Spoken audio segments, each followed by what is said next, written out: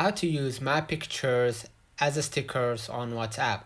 Now what I'm gonna do, I'm gonna just enter the WhatsApp, and what I'm gonna do next, I'm gonna just go ahead and enter the chats that I want to send this picture or the sticker to. So I'm gonna just enter this chat, for example. Just go back to your screen right here, and what I'm gonna do, I'm gonna just go ahead to my photos or albums, and I'm gonna select the picture that I want to send as a sticker. So let's say, for example, I'm gonna choose this one. Okay, now what I'm gonna do, I'm gonna just hold right here, and what I'm gonna do next, I'm gonna just hold the other thumb. One thumb is to hold, the picture right here that I'm currently showing you.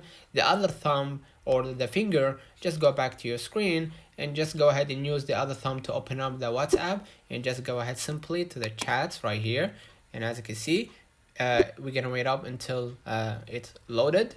And as you can see right here, custom sticker, and just go ahead and hit send. Let me know in the comments if this video helped you. Don't forget to like and subscribe, turn on the notification bell to receive every video we upload. Thank you for watching. See you in the next one.